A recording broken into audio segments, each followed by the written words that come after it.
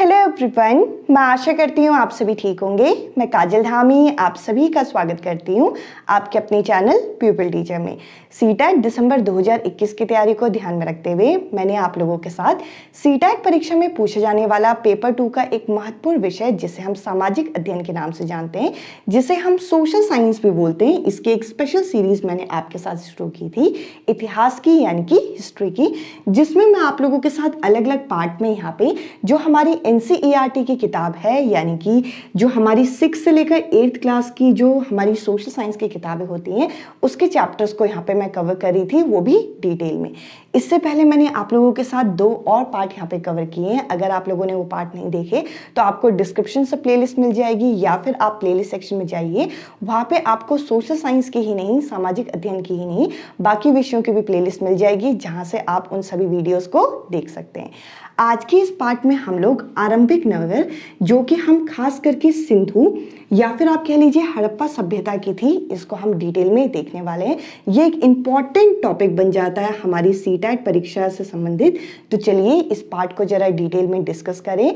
और अगर आप मेरे साथ अभी तक टेलीग्राम ग्रुप पे नहीं जुड़े तो आप टेलीग्राम ग्रुप पे भी मेरे साथ जुड़ सकते हैं, जिसका लिंक आप लोगों को डिस्क्रिप्शन में मिल जाएगा। तो चलिए इस तीसरे पार्ट को जरा डिटेल में डिस्कस करते हैं। चलिए अब हम आरंभिक नगर के बारे में समझते हैं। यह पार्ट हमारे पेपर के लिए इसलिए भी इम्पॉर्टेंट हो जाता है क्योंकि हमें इसमें सिंधु घाटी सभ्यता के बारे में, जिसे हम हड़प्पा सभ्यता भी बोलते हैं, इसके बारे में हमें काफ़ी सारी चीज़ें यहाँ पे जानने को मिलेंगी। तो देखिए एक एक पॉइंट आप लोगों की परीक्षा के लिए इम्पॉर्टेंट हो जाता है। यहाँ पे बोल रखा है कि अगर हम यहाँ पे आधुनिक समय में देखें तो ये जगह कहाँ पे पाई गई है।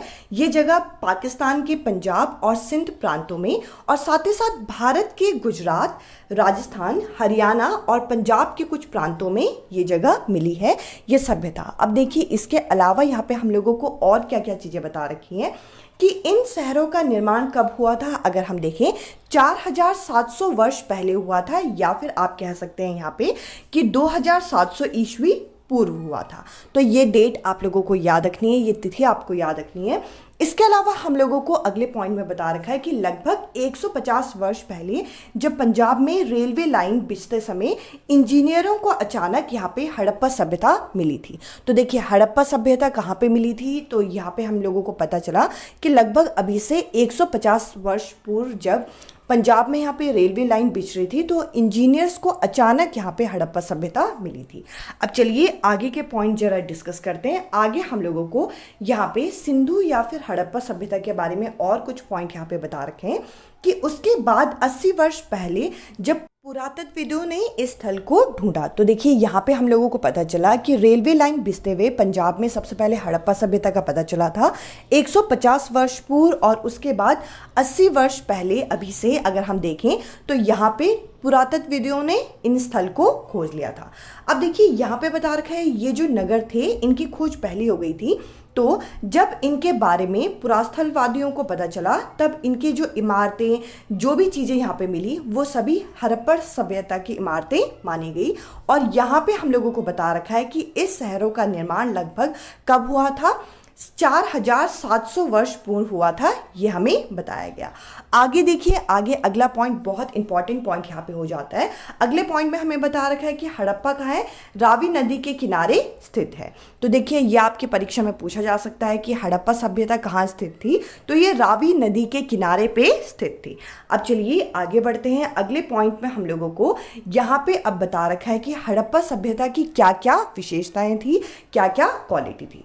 तो देखिए यहाँ पे इनके नगरों के बारे में हम लोगों को काफ़ी सारी चीज़ें जानने को मिलेंगी, जैसे कि यहाँ के जो नगर थे वे 2 या उससे ज़्यादा हिस्सों में विभाजित थे। यानी कि इनके जो नगर थे इनका विभाजन किस तरीके से था, 2 या 2 से ज़्यादा इनके यहाँ पे हिस्से बनाए गए थे।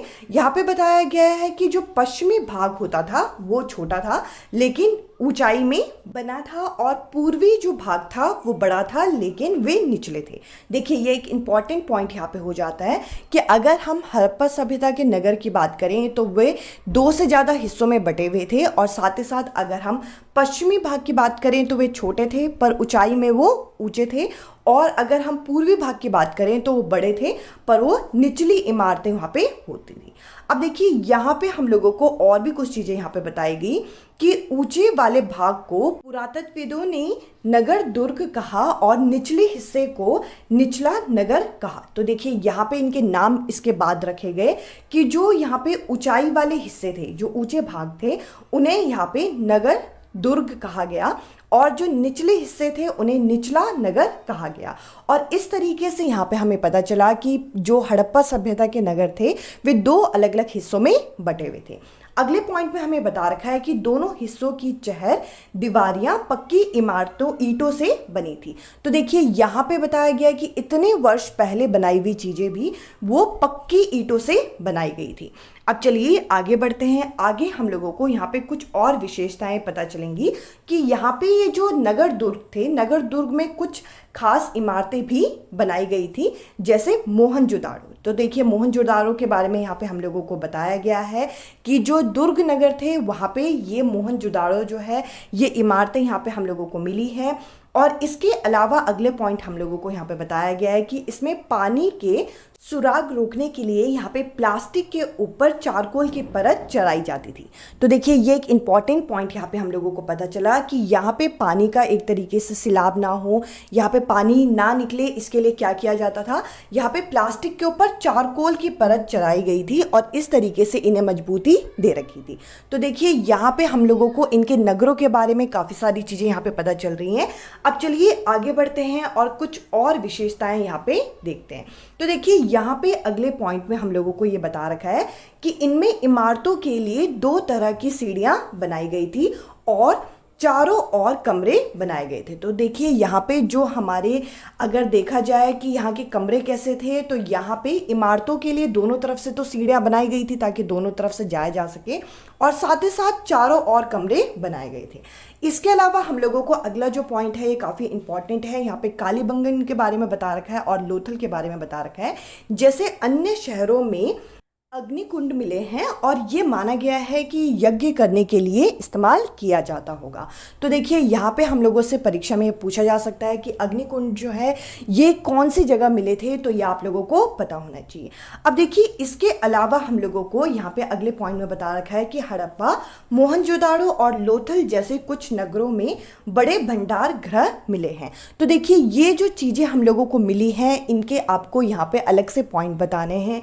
तो देखिए यहाँ पे आपसे पूछ सकते हैं कि बड़े ये जो भंडार हैं वो कहाँ पे मिले हैं, तो आपको पता होना चाहिए 3 जगह हैं, हड़प्पा, मोहनजोदाड़ो और लोथल में। ये 3 ऐसे राज्य हैं, ये 3 ऐसे नगर हैं जहाँ पे हमें ये चीज़ें मिली हैं।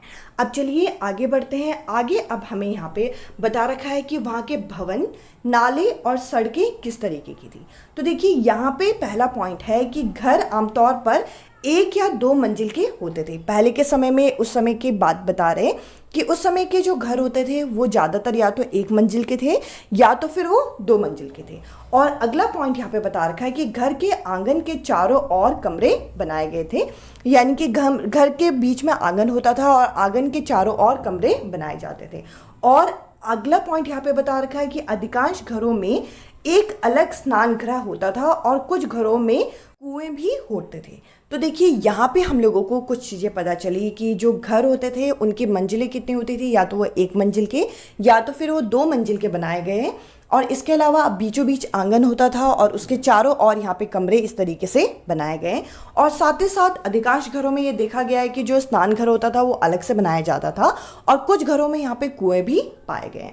और अगला यहाँ पे पॉइंट बताया रखा है कि कई नगरों में ढके हुए नाले थे। यहाँ पे नाले के बारे में भी बता रखा है। अब देखिए इनसे हमें क्या चीज़ें पता चलती है कि उस समय के जो नगर थे वो काफ़ी विकसित थे उस समय के हिसाब से।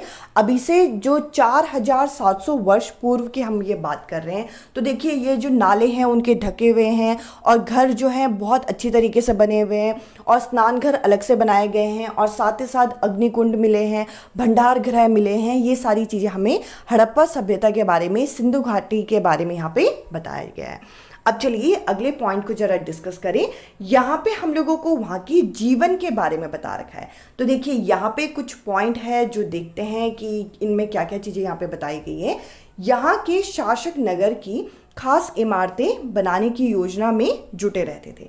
तो देखिए यहाँ पे बोल रखा है कि यहाँ के जो शासक थे वे नगर में खास तरीके की इमारतें बनाने में लोगों को क्या करते थे, एक तरीके से लोग जुटे रहते थे। अगले यहाँ पे पॉइंट में बता रखा है कि इन नगरों में लिपिक भी होते थे जो मुहरों पर लिखते थे। तो देखिए दीवारों पे जो लिखाई वगैरह है उस समय से ही यहाँ पे शुरू हो गई थी, ये चीज़ें यहाँ पे हमें बताई गई है।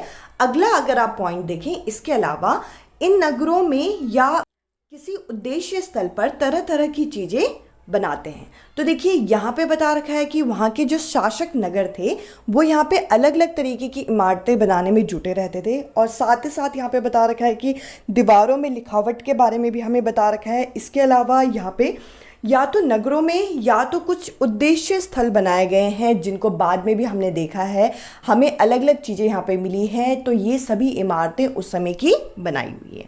अब देखिए आगे अब हम देखेंगे कि यहाँ के जो नगर और जो नए शिल्प थे वो किस तरीके से यहाँ पे बनाए गए। तो देखिए यहाँ पे हम लोगों को पहले पॉइंट में बता रखा है कि पुरातत्वविदों ने जो चीज़ें वहाँ से मिली हैं उनमें अधिकांश चीज़ें क्या बताई हैं, जैसे कि पत्थर हो गए, यहाँ पे शंख हो गए, तांबे हो गए, कांसे हो गए, सोने चांदी जैसे धातु उन्हें यहाँ से मिले हैं। तो देखिए यहाँ पे हम लोगों से ये पेपर में प्रश्न पूछा जा सकता है कि जो हड़प्पा सभ्यता के समय में हमें कौन सी चीज़ें आज के समय में ये चीज़ें मिली हैं। तो देखिए यहाँ पे हमें ज़्यादातर धातु कौन से मिले हैं, पत्थर हो गए, शंख हो गए, तांबे, कांसे, सोने चांदी ऐसी चीज़ें मिली हैं। इसके अलावा यहाँ पे बता रखा है कि तांबे और कांसे के औजार, गहने, बर्तन, ये सब चीज़ें भी मिली हैं। और इसके अलावा अगर देखें तो गहने जो हैं वो किस चीज़ के यहाँ पे मिले हैं, तो यहाँ पे हमें बता रखा है सोने और चांदी के गहने मिले हैं और इनसे बर्तन भी यहाँ पे बनाए गए हैं। तो पहले के समय में जो यहाँ पे चीज़ें मिली हैं इनके बारे में हमें बताया गया है, कई सारे धातु मिले हैं, साथ ही साथ यहाँ पे बर्तन, गहने आमतौर पे किसके मिले हैं, सोने और चांदी के। अब देखिए आगे बढ़ते हैं, आगे आप यहाँ पे देख सकते हैं सोने और चांदी के जो गहने मिले हैं वो कुछ इस तरीके के यहाँ पे दिखाए गए हैं, यहाँ पे आप इमेज में देख सकते हैं। इसके अलावा यहाँ पे बता रखा है कि यहाँ से मिली सबसे आकर्षित जो वस्तु है वो यहाँ के मटके, बाट और फलक है। तो देखिए यहाँ पे कुछ मटके वगैरह मिले हैं जो कि काफ़ी ज़्यादा आकर्षित हैं, इसके बारे में हमें यहाँ पे बता रखा है। इसके अलावा यहाँ पे हम लोगों को बता रखा है कि जो हड़प्पा सभ्यता के लोग थे वो पत्थर की मूर्तें बनाते थे, और यहाँ के जो आयातकार थे वो क्या करते थे, वो जानवरों के चित्र से हम लोगों को यहाँ पे पता चला है कि उस समय के जो लोग थे वो बहुत अच्छी शिल्पकारी करते थे और साथ ही साथ दीवारों में चित्र वगैरह बहुत बढ़िया तरीके से बनाते थे। इसके अलावा अगला पॉइंट हम लोगों को बता रखा है कि हड़प्पा सभ्यता के लोग काले रंग की डिज़ाइन की हुई खूबसूरत सी लाल मिट्टी के बर्तन बनाते थे। तो देखिए यहाँ पे इनके बर्तनों के बारे में बता रखा है कि किस तरीके के ये बर्तन बनाते थे। तो यहाँ पे हमें बता रखा है कि ये काले रंग की डिजाइन की हुई खूबसूरत जो लाल मिट्टी थी इसके ये बर्तन बनाते थे। तो देखिए यहाँ पे एक एक पॉइंट हम लोगों को इम्पॉर्टेंट हो जाता है हमारे पेपर पॉइंट ऑफ व्यू से कि हम लोगों को क्या क्या चीज़ें मिली हैं और ये कौन कौन सी जगह से मिली हैं। अगला यहाँ पे पॉइंट बता रखा है कि लगभग अगर हम देखें आज से जो 7000 वर्ष पहले मेहरगढ़ में कपास की खेती होती थी। तो देखिए कपास की खेती कहाँ से शुरू हुई ये भी हमसे सवाल पूछा जा सकता है। तो आज से लगभग 7000 वर्ष पहले मेहरगढ़ में कपास की खेती के बारे में यहाँ पे पता चला है। इसके अलावा मोहनजोदाड़ो के बारे में यहाँ पे बता रखा है कि मोहनजोदाड़ो से कपड़ों के टुकड़े के अवशेष, चांदी के फूलदान के ढक्कन तथा तांबे की वस्तुएं यहाँ से मिली हैं। तो मोहनजोदाड़ो से हमें क्या क्या मिला, यहाँ पे कपड़े के टुकड़ों के अवशेष हमें मिले हैं, साथ ही साथ यहाँ पे चांदी का एक फूलदान, इसके साथ ढक्कन भी मिला है और अन्य तांबे की वस्तुएं यहाँ पे मिली है। इसके अलावा यहाँ पे हम लोगों को अगला पॉइंट बता रखा है कि जो पक्की मिट्टी तथा हम लोगों को फेंस से बनी हुई तकिया यहाँ पे सूत का हमें संकेत देती है, यानी कि यहाँ पे सूत का प्रयोग किया जाता था, उस समय सूत कटाई का प्रयोग किया जाता था। इसके अलावा अगर हम आगे बढ़े तो हमें यहाँ पे एक इम्पॉर्टेंट पॉइंट, एक नोट का पॉइंट हम लोगों को यहाँ पे बता रखा है कि ये जो फेंस है ये यहाँ पे क्या है, फेंस के बारे में यहाँ पे बता रखा है कि किस चीज़ से बने हैं। ये बालू तथा पत्थर को एक तरीके से साथ में मिला के इस चीज़ को बनाया जाता था। और ये जो फ्रेंस है ये किस चीज़ के प्रयोग में आता था, ये मन के हो गए, चूड़ियाँ हो गई, या फिर आप कह लीजिए बाले हो गए, या फिर छोटे बर्तन, इन सब चीज़ों को बनाने में इस चीज़ का प्रयोग किया जाता था। तो इसके बारे में हमारी परीक्षा में हमसे प्रश्न पूछे जा सकते हैं। अब चलिए आगे बढ़ते हैं। आगे अब हम लोगों को यहाँ पे ये बता रखा है कि हड़प्पा सभ्यता में आयात किस तरीके से होते थे। तो देखिए यहाँ पे तांबे, सोने, टिन, इन सब चीज़ों के बारे में हम लोगों को यहाँ पे बताया गया है। सबसे पहले अगर हम तांबे की बात करें तो तांबा जो है वो राजस्थान, पश्चिम एशिया देश ओमान से इसका आयात होता था। इसके अलावा अगर हम टिन की बात करें तो ये आधुनिक ईरान में और अफगानिस्तान में इसका आयात ज़्यादा देखा जाता है। इसके अलावा अगर हम सोने की बात करें यानी कि गोल्ड की बात करें तो ये आधुनिक कर्नाटका से यहाँ पे आयात किया जाता है। इसके अलावा बहुमूल्य पत्थर जो हैं, जो कुछ यूनिक आपके स्टोन होते हैं, उनका कहाँ से आयात किया जाता है? उनका गुजरात, ईरान और अफगानिस्तान से इनका आयात ज़्यादा किया जाता है। तो देखिए इन चीज़ों का आयात कहाँ से किया जाता है, ये हमसे प्रश्न पूछा जा सकता है। इसके अलावा अगर आप लोगों ने इसके पहले के 2 पार्ट नहीं देखे तो आपको यहाँ पे प्लेलिस्ट मिल जाएगी डिस्क्रिप्शन में, आप वहाँ से वो वीडियोस देख सकते हैं। आई होप ये वीडियो आप लोगों को पसंद आई होगी, जिसमें हम लोगों को हड़प्पा सभ्यता में मिली हुई चीज़ें, वहाँ के नगर किस तरीके से होते थे, वहाँ के नगर कितने विकसित थे, वहाँ के लोग किस तरीके के घरों में रहते थे, और साथ ही साथ वहाँ की हड़प्पा सभ्यता की क्या क्या विशेषता थी, इनके जो नगर थे उसे किस तरीके से बांटा गया था, और हम लोगों को ये जो हड़प्पा सभ्यता है ये कब मिली और किस नदी के किनारे है, ये रावी नदी के किनारे है। इसके अलावा हम लोगों को इस पार्ट में ये भी पता चला कि अभी के समय में, आधुनिक समय में, ये जो हड़प्पा सभ्यता है वो पाकिस्तान के किस प्रांतों में है और भारत के किस प्रांतों में ये स्थित है। आई होप ये वीडियो आप लोगों को पसंद आई होगी। इसके पहले के 2 पार्ट भी आप यहाँ पे प्लेलिस्ट सेक्शन में देख सकते हैं, आपको वहाँ पे ये चीज़ अवेलेबल होगी। अगर आप चाहें तो बाकी विषयों की भी प्लेलिस्ट देख सकते हैं, आप प्लेलिस्ट सेक्शन में जाइए, आपको सभी विषयों की प्लेलिस्ट मिल जाएगी। आज की इस वीडियो में इतना ही। अब मैं आपसे मिलूंगी अगली वीडियो में अगले टॉपिक के साथ। Bye bye, take care.